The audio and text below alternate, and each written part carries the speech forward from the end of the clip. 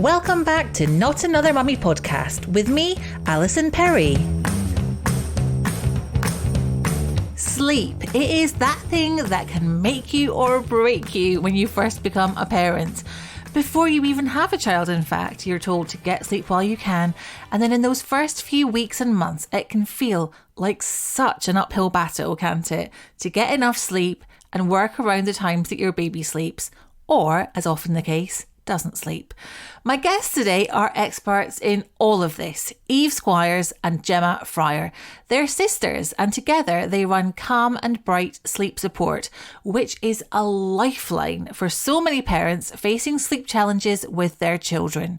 We had a brilliant chat about the extreme approaches to sleep coaching, finding that way that works for you, and lots more.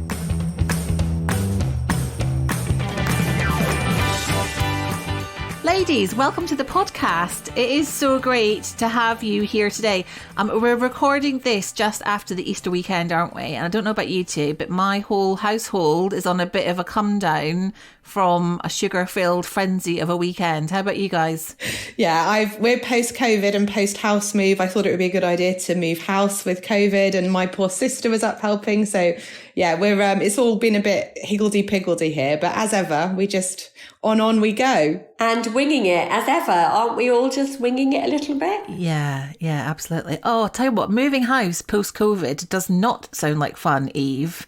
No, I tested positive on day 2 of move, and I was thinking, gosh, this furniture is really heavy.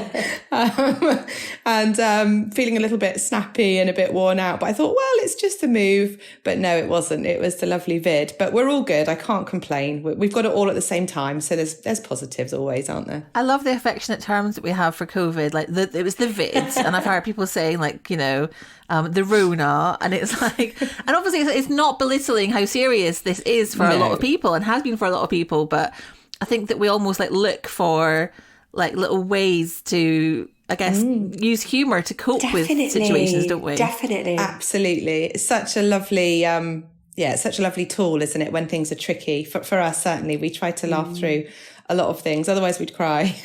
Yes. So Gemma, how about you? So, I mean, remind me, you've got...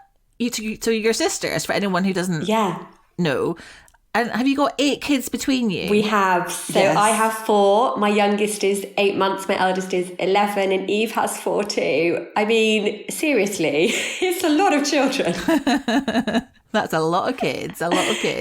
So you've got an 8-month-old Gemma. Yes, yeah. Posey's 8 months now. Wow. Yeah. It just very much in the thick of it. That's still like properly in the thick of it, isn't it? Yeah, exactly. In the early days, when we wrote our book, I was actually pregnant with Posey. And so much of the things that I spoke about the 3rd trimester, the 4th trimester, I was kind of living through it as we wrote it, which was really lovely because I really felt in tune with everything. Because I think you forget sometimes, don't you? With each baby, you almost forget each age and stage. So it's been lovely actually to be in it. And she's just a dream. She's a very precious little babe. And Eve, what are the age ranges of your kids now?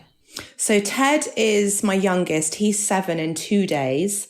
And my eldest Tilly is 13. And she was the one who, for anyone that knows my story, I had in the back of the car at 10 months old, not far from Posey's age now. And it was she who I crashed my car with because I was so tired. So she's actually the first sort of C&B babe.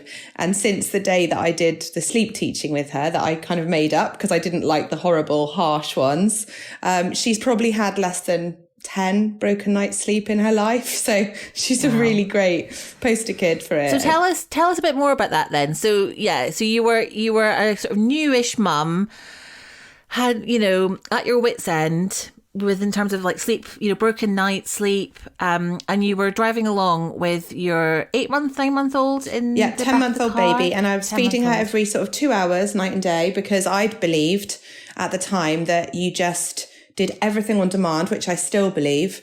But that doing on demand, despite her beautiful Michelin Man thighs for any 80s or 90s babies with all the huge rolls and chunks, she was still feeding. And I believed through hunger and need, But in fact, she didn't need it. Her body was showing me, and I could not continue with the exhaustion. I crashed my car because I now know what it does to the brain and body, sleep deprivation. And that was it. I just got home and thought, this can't be the only way. I'm not safe. I'm not safe physically, and I'm not safe mentally. Yeah, that must have been absolutely terrifying. It really was. And whilst it wasn't a serious car crash, it really made me feel, hold on, I'm not sure this is what it's meant to be about. It's supposed to be, people kept telling me, enjoy these early fleeting years. You never get it back. Just like what you touched on, I saw your recent post. And I thought, well, if they're so important, don't I need to be present for them? Don't I need to not be feeling really resentful and bitter? And I was willing the days to pass only to be met with another night where I was surviving on seriously what I now know to be dangerous levels of sleep deprivation, because when we've had even less than 7 hours a night consistently, which must be millions of parents around the world, we are more impaired than drink and drugs combined. So it really does impact us massively. And that's why when we speak to parents, we say, it feels difficult and exhausting, because it is difficult and exhausting. And of course, babies are programmed to wake through the night in the early months. We don't actually recommend doing any active sleep teaching before 6 months. But it's also important to talk about how difficult it is, because even though we're all doing it, we talk a lot about this badge of honour. Eve describes it beautifully about how we wear this badge of honour that we're just supposed to be okay with this. But actually, it's really hard. And I think talking about it really, really helps. It does. It's tricky though, isn't it? I mean, you talk in the book about how there's a lot of guilt tied in with the reasons that a lot of parents don't tackle sleep issues for a long time. But then equally, sometimes when you do talk about it, you might get kind of, a bit of judgment or a bit of shaming, like whether it's from, somebody on Facebook, like a Facebook friend, or whether it's from one of the other mums. Even last night, I had some comment on Facebook, on Instagram, someone, it wasn't to do with sleep, but it was just general mum shaming. It was someone saying, you chose to have kids. My gosh. And all you do is complain about them. And maybe if you did something that they wanted to do rather than force them to do what you want to do. And I was like, oh, I'm such a bad mum. And then I was like, no, hang on, come on. But there's so much of that around, isn't there? That kind of like emotion around the decisions that we're making with our kids. There is. It's so loaded, and it's really important to say, it's not just one way. It's not just that there is judgment for people who choose to sleep train or teach, as we prefer to call it. It's also judgment the other way around. Like you say, well, if you're tired, why don't you just sort it out?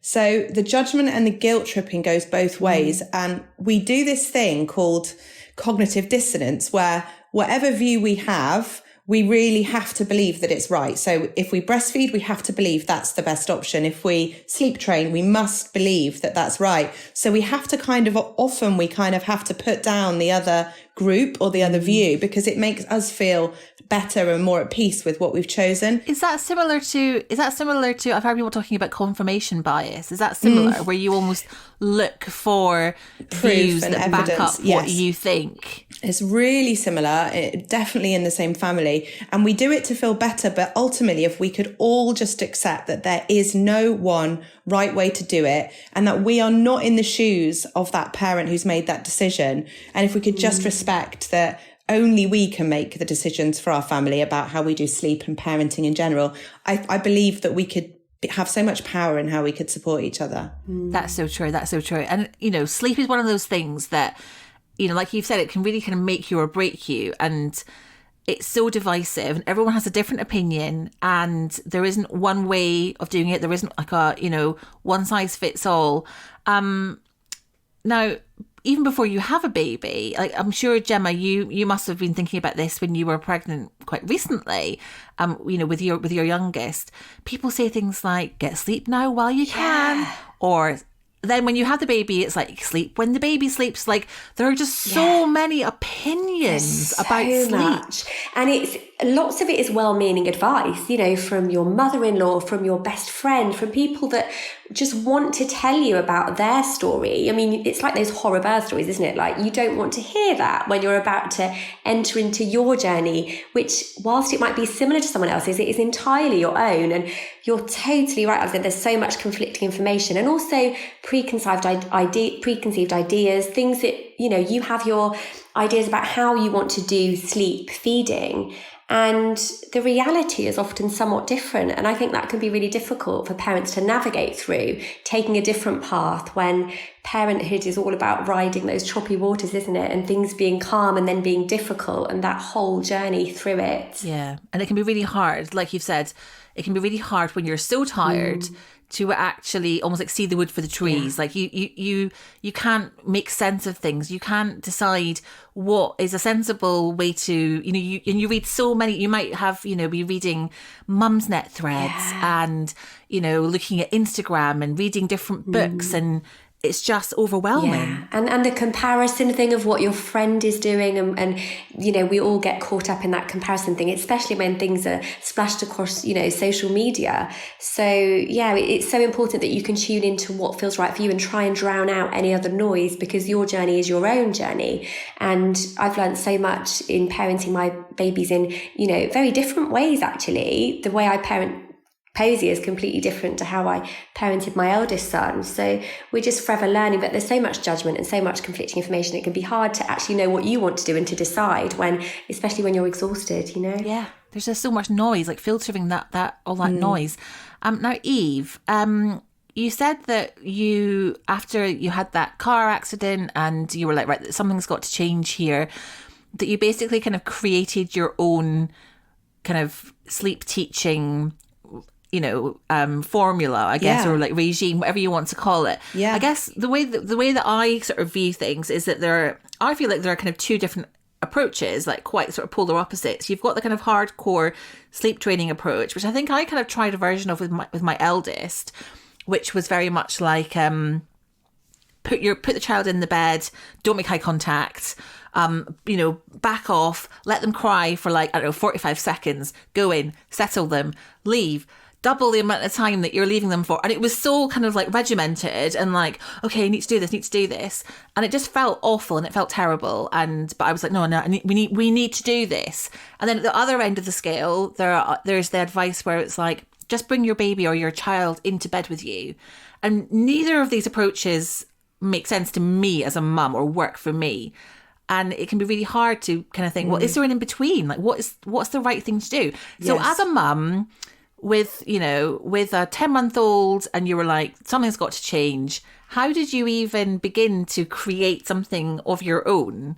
So really, really good question. So I use this in my personal life as well. Okay. So I read this incredible book by this woman called Glennon Doyle called Untamed. And she said, I know, literally, I don't know if you know my personal story, but I left my 21-year relationship last year in May. No, I didn't know that. And I did that because I read the book, and for years I hadn't been in a happy, healthy relationship, and I knew, but I didn't want to know. And the thing that got me the breakthrough is the same thing that got me the breakthrough in the sleep teaching, because she said, you don't have to know what you're going to do. All you have to know to justify change is not this. So if you know that this is not okay, that's enough to take steps. So in answer to your question, I knew that I absolutely did not want to do the brutal, what I perceived to be brutal, military timed, regimented, strict, affectionless, rigid routine, which was brutal. However, what I was doing was brutal. What the wakes and the relentless exhaustion and the sleep deprivation to my brain, my body, my soul was ebbing away. That too was brutal. So I said to myself, right, what can I do that will not do what I did before? Because that wasn't working. And my favorite phrase is nothing changes if nothing changes. So I had to do something different. but I didn't want to do the 30, 40 minutes, shut the door, see you in the morning. Not, by the way, to say that's wrong, because I know several children who are now grown up who are the most attached, gorgeous, happy kids that did have that. So, but it wasn't for me, and neither was this completely feeding without questioning, not being objective, just doing it because I'd been told it was the right thing. It didn't feel right.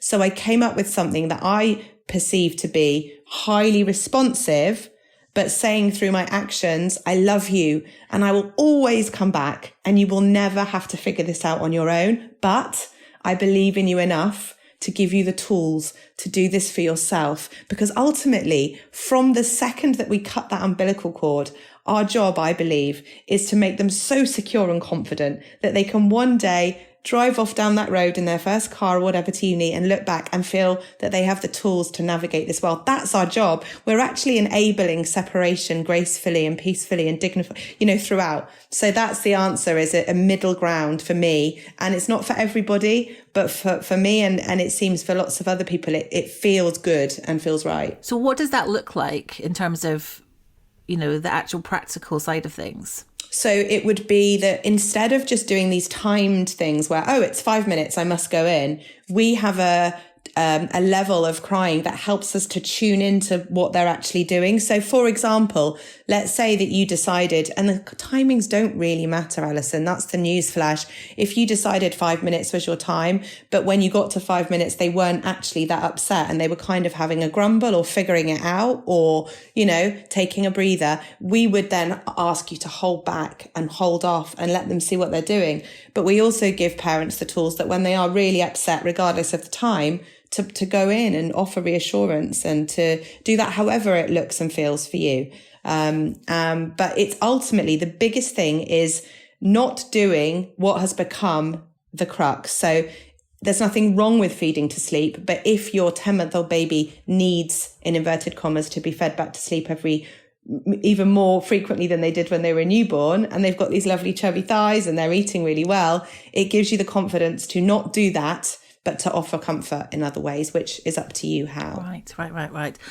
And you started offering this advice to other mums in your local area, is that right? And then you brought Gemma on board. So Gemma, you're a paediatric nurse, aren't you? Yeah, that's right. And when Eve started volunteering, she honestly got a reputation for herself as like the village crazy sleep lady. She would literally breastfeed Tilly, and then Tilly would go to sleep, and she would go out into parents' houses and help them with bedtime and then come home to her babies. And I would just think, I was like, love, it's amazing what you're doing. I was off in London, nursing children. I've been doing that for 18 years. It was my vocation, my job. And Eve had been volunteering for 4 or 5 years. And then I had my second son, Louis, and I'd used the method with him. I didn't need to use it with my son, but I needed to use it with Louis, and it worked after 3 nights. And I did that when he was 7 months old. And I remember Eve was getting busier and busier because the demand was there and she was volunteering, and someone had said to her, I would pay a lot of money for this. Like, you need to put these amazing skills into a business. And it didn't really sit well with you at first, Eve, did it? Because you were a bit like, I can't charge people for this. I didn't want it to be an exclusive thing. But Eve will talk about that in a minute. But when I came on board, I remember Eve calling me and saying, look, I need some help. You're on mat leave. Why don't you give it a go? And I said, I love what you're doing. It's amazing, but I'm not going to get the same job satisfaction that I get out of being a nurse and saving little babies. And she said, just do this one call, this one family, just see how you like it. And within a week, I was hooked. And I remember calling Eve on the phone in tears after supporting my first ever family. And I still remember their names and the age of their babies. And we're still in touch to this day. And I remember saying, oh my gosh, love, we are actually saving lives doing this, but in a different way. And that was, Louis' 8 tomorrow. So I've been doing this for 8 years. And we have an incredible team of paediatric nurses, health visitors, we have a clinical psychologist on our team. So we're all NHS professionals. And we help families across the globe. And we've been doing it for, over a decade if you add in all of Eve's work before that. That's amazing. And it's interesting you say about the difference, that shift from volunteering to turning it into a business. Do you get much criticism from people, like perhaps health visitors or other paediatric nurses who maybe disagree with your methods? Because as we've already discussed, there are so many different ways of doing this. Yeah. And perhaps you think that you're like playing on vulnerable new parents and trying to sell a dream to them that, isn't going to work. Yeah, we don't get criticism from professional nurses. In fact, we get signposted from several GPs and nurses and health visitors to our services.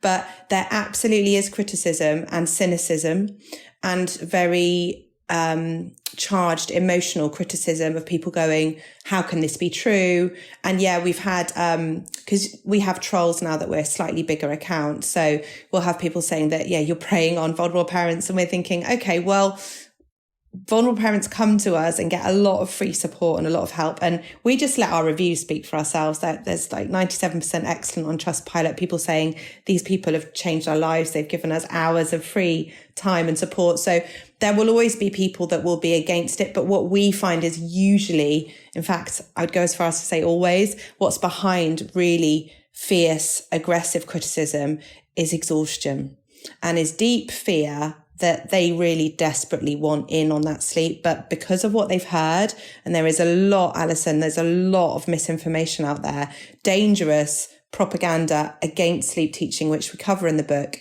And so these people, it's not their fault. They have been I was one of them. I believed that I would scar my baby for life and they would grow up to be, withdrawn and neglected and not able to form meaningful relationships if I did a bit of sleep teaching that was attended to. And so it's not their fault. So yes, we get it, but only when people don't have the full picture. This episode of Not Another Mummy podcast is brought to you by Gymmondo. I don't know about you, but between children, daily commitments and life admin, finding the time for working out is no walk in the park. What's more, gyms can be intimidating and they just don't work for everyone. So if gyms aren't your cup of tea, join the growing list of people cancelling their gym memberships in favour of working out at home with Gymmondo. Gymmondo is an online fitness and wellbeing platform with hundreds of 20 to 30 minute workouts and training programs ranging from HIIT and yoga to dance and meditation, plus over 1,000 healthy recipes. Aside from the freedom and flexibility Gymmondo offers, exercising at home is fun, saves you money, fits perfectly into your lifestyle, and helps you stick at your fitness goals. So start a 14-day free trial and save 50% on your annual membership by visiting gymmondo.com, that's GYMONDO.com, and entering the code MummyPodcast. So let's talk about that, because I found that really interesting, reading that in your book about the links between the children that were in Romanian orphanages between the 60s and the 80s, and the thinking around the psychological effects of sleep training. Can you chat a bit about that and the effect that had on just the things that mums just accept as fact? Yeah, I think that's the single most important thing, Alison. So thank you so much for bringing that up, because the single biggest thing that stops parents doing sleep teaching across the globe is the innate fear that they will cause damage to their child. Now, show me a mum that would go, yeah, I don't mind about that. They might be emotionally imbalanced when they're older, but as long as I get sleep, nobody. So nobody would advocate that. And what we have to remember is, in a civilized, democratic, respectful society as we live in, we're not going to have people professionally charging for something that's child abusive or neglectful. It's just not rational or reasonable to expect. Where it comes from is, as I talk about in the book, is 1990s Romania, and basically a government policy that wanted women to have as many children as possible. They used to get an award if they had 10, for example, for the Brave Mother Award. And it was to create an army for power and money, etc. Classic old, greed and power sort of motivations. And so as a result of that, there were hundreds of thousands of orphans throughout that country, and the families simply couldn't look after them emotionally or physically. And those children went through absolutely horrific, abhorrent circumstances. And I don't go into it too much, but ultimately deep physical, mental neglect, and not just neglect. So it's not just not feeding them or not clothing them or not keeping them warm, but it's also hosing them down with cold water. There was pneumonia. I mean, I could go on. They would leave their nappy soiled. and then lots of other horrific things. Now, unsurprisingly, as a result of that, there was deep psychological damage and physical damage. I mean, actual stunted growth physically as well, interestingly, the studies show, but also, forming meaningful relationships and how they viewed the world, and just huge impact, unsurprisingly, on them because of the trauma they experienced in childhood. Now, that in itself exists, but what we must do is know that that is absolutely incomparable to a child who is not an orphan, who is fed, who is warm, who is loved, who is secure, going through sleep teaching for approximately 3 to 5 days, and they're not upset for all of the night or half the night or a quarter or an eighth or even a 16th of the night. And when they are upset, we're attending to them. So the argument that a baby only stops crying because they learn that their carer will never come is a heartbreaking concept called learned helplessness. That is not what is happening in sleep teaching at all. It's responded to. If they do get upset, that's okay, because we don't, if, for example, our child was in the backseat of a car and they didn't want to plug in and they were upset, we wouldn't go, don't worry, darling, I don't want you to be upset, so I'll drive around at 90 miles an hour, risk your life, but as long as you're not upset. That's not what we're here to do. We're here to give them what they need over what they want. So the arguments against sleep teaching are not relevant, and they're not, they need to be put into context. Yeah. I mean, I find that absolutely fascinating and also reassuring, because it is that thing where you think, oh my goodness, like, and you talk about this in the book as well. You talk about that, there's so much of that kind of inbuilt instinct that mums have as well as dads, but mothers, we have this thing where if our child cries, you have an actual reaction to it, don't you? Like a bodily reaction. I find this so fascinating. And like you said, Alison, we talk about this in the book, but we're programmed over centuries to respond, to rush in, to be there for our babies. And that's deeply programmed. And I think that is exacerbated depending on the childhood that you had. Yes, of course. And Eve and I were extremely lucky to be from a mother who was extremely attached, a social worker. We had all of our needs met. We're incredibly lucky. And we know that isn't everybody's journey. But even in, I have friends who, did have incredibly happy childhoods, and are still very anti-sleep teaching. And I think we have to consider, and we talk about this in the book, our journeys to motherhood, because that can have an impact, not only our childhoods, but our journeys to getting our babies. Did we go through a long journey to get them? Did they follow loss? I've experienced 4 baby losses on my motherhood journey over the last decade. And I know that my babies that have followed loss, especially Posey, who was one of a twin, we lost her twin at 10 weeks. Our sleep journey has been completely different. I've only just stopped co-sleeping with her for that reason. So we have to consider that it might be that sleep teaching of any sort is not something that you're able to do, but we also have to talk about the truth that if you want to do it in a responsive way, there is a way to do that. And we're really proud of the way that we do that over here. Yeah. So I asked some people on Instagram if they had any questions for you guys. Are you happy for me to put a few questions to you? We'd love to. We'd really love to. That's our favourite part, to be honest. Yeah, of course. All of this preamble, it's just being a bit dull, but let's get to the good stuff. So this is one that I think a lot of people will be experiencing. So this person said that she's got a 10-month-old who is a great napper, but keeps waking up between 4:30 and 5:30 a.m. and she doesn't know how to fix that, because that's hard, isn't it? When every morning you're waking up and it's like 4:30 a.m. That's not even, we call an early wake anything after 6. Because hang on, an early wake is anything after 6. After 5 and pre 6. So if it's before 6 a.m, it's actually a night wake. So we would treat it as a night wake. People say I'm having early starts, but they're not. It's actually a night wake. So it would need to be treated as such. So what we would do in that instance, the first place we'd look is the naps. So I know she says he naps well, but that, for example, from about 9-10 months of age, they begin to transition, to get ready at least to transition into one nap, which happens between 15 to 18 months. And what they want us to do then is to cap their first nap so that they then take that lovely long nap in the afternoon. So the first thing we do is look at naps, because even if they're good, they might not be at the right times. We need to have the sleep at the right time of day so that it can last them through. Because interestingly and quite weirdly, early wakes are almost down to overtiredness. So it's strange, like they get wired, they get an injection of cortisol and adrenaline in their blood, and they wake up early. So we would want to look at day sleep. We'd want to look at whether that baby self-settles, which is the absolute golden ticket to all sleep.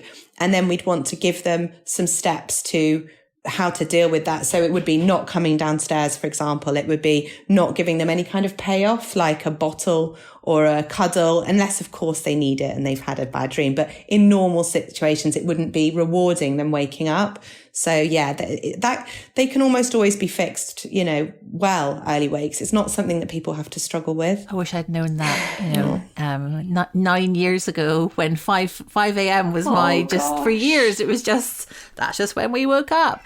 Okay, so the next section, the next question is transitioning from cot to bed. So Katie is saying that she needs to move her toddler from cot to bed and he is having none of it. This is really hard, and it's actually a really common question that we get asked in our inbox every day, I think. And the best advice, and this is one of Eve's, which I love, is when you do the transition, obviously for Katie, this might be a little bit late, but there's so much we can do to help her. But when you're doing that transition for parents that are about to do it, try not to use the words, you mustn't get out of bed. You're in your new bed, don't get out, because you're almost giving them an idea in their mind when they probably weren't thinking about getting out at all, And I use this with all of mine because luckily mine came after Eve, so I've learned a whole lot from my big sister. But truthfully, if you're saying don't get out, you're in your lovely bed, don't get out, you'll give it, it might not have even come to their minds to get out. So keeping it super chill, which is very much our approach. Like we don't have one set time in our plans, which really surprises people, but keeping it chilled, doing the transition, helping them be part of the transition. So bedtime, choosing their bedding if they're getting new bedding, and just keeping it super chill. But what is super important is keeping that loving boundary in place from the start. If that first night you get them into your bed or you take them downstairs, you're kind of setting a precedence for how it's going to look. So it's about putting boundaries in place, and you can do that in a really responsive way, which is what our toddler plans are all about. Brilliant. And then quite a few questions came in around 2 or 3 year olds waking every night. And this is something that we've had and we're still having with one of my 3-year-olds. So Nicola says, I've got a 2.5-year-old that wakes every night between 3 and 4 a.m. How do I make it stop? And Gillian said, my 3-year-old is still up every night, wanders around 12, 1 a.m. and then wants company, help. Okay, so the single biggest bit of advice we could give anybody that has a sleep problem, whether they're 3 or 13 months, and whether it's a cuddle they get, or a bottle, or a co-sleep, or a chat, or a blanket pulled up, or in some people's cases, Calpol. Some people get into habits of giving Calpol, for example. Anything that they get to sleep or back to sleep is what they will come to wake for. So it's literally as simple as, if when they wake, they get X, fill in the gaps. If that continues, so long as the X remains, so long as the cuddle, the bottle, the hand holding, the song, the visit to your bed, the wake will remain. So the minute that payoff is removed, that will stop. So it just takes 3 to 5 nights of you saying, no matter what happens, come hell or high water, I'm not doing the thing. And everyone will know, as I'm saying this, what that thing is. When that stops, it will stop. So we're literally talking, whilst I know everyone's going to go, oh, but if I don't do that, she's going to do that. She might wake up the other siblings. I can tell you exactly what will be said. But truly, the thought of waking up other siblings is far worse than the reality. It very often doesn't happen at all. You can put white noise on for the other siblings, for example. But we are literally talking, this is what we're talking. So what day are we today? It's Tuesday. So if people had something to overcome like that, I'm telling you now, by the next Tuesday, you could all be on those 12 hours. It is that simple. So would you just cold turkey it? So whatever that thing is that they're waking for, you just don't give it to them and let them cry until they fall asleep? What? No. So you would talk to them first. So anyone above 18 months, 12 months, you'd say, look, I believe in you. You're amazing. You don't need this bottle. Look how big you are. Look at those big wellies you've got. Look how you splashed in that puddle. Look at that picture you drew. I believe in you and I know that you can sleep without this. So when you wake in the night, we're not going to have a bottle because we don't need that now. So mummy's going to come back and reassure you, but we're not going to have that. And then you would stick to it. So it doesn't mean leaving them to it. It might mean going back and just not doing the thing. So let's say it's a bottle. You would go back and first of all, you'd be sure that they're properly upset. If they were just in bed going, oh, I want a bottle, I would be leaving them to it because they're not distressed. They're showing you they're okay. But the minute they're like upset or they come out, I'd go back and say, Mummy loves you so much. I can't wait to go to the park in the morning. We're not going to have a bottle tonight. Sleep well, see you in the morning. And I'd have that on repeat as many times as you needed to offer reassurance. And it feels like a slog, but I guarantee you that if you stick to it, let's say you had a god awful, Alison, 2 hours, God forbid, of awful upness, a horrific night. The very next night you do it, you're looking at an hour. And the very next night you're looking at 30 minutes. And by night 4, night 5, you're done and you'll go, why didn't I? It's profound, isn't it? The changes are really significant. And also I talk about boundaries a lot on our page, but people are like, what are boundaries? What are loving boundaries? It's putting a boundary in place so that your baby feels safe with whatever responses you're giving them. Be that feeding, so they're safe with that, or be it changing your approach. And they'll only test for as long as they need to, your babies, until they feel safe that those responses they're getting from you are the same, whatever that looks like. So the reason that we have we have lots of non-verbal putbacks, lots of emotional reassurance for babies of this age, toddlers of this age. It's really important, like Eve said. But people don't believe that it can be different when you're in it and when you're exhausted and you just do it to get by. And we've all done it. Eve and I have done it at different points in our journeys through motherhood. So it's about changing your responses and knowing that ultimately, as soon as they feel safe with what's happening, the testing will stop, the protest will stop, and it happens sooner than you think. It really does. Yeah, you've reminded me, Gemma, actually. So I say to you can either choose short-term gain and long-term pain. So the short-term gain is you give it and you get sleep quicker in that moment, but it will exacerbate and it will continue. Or you choose a little bit of short-term difficulty and pain for the long-term gain.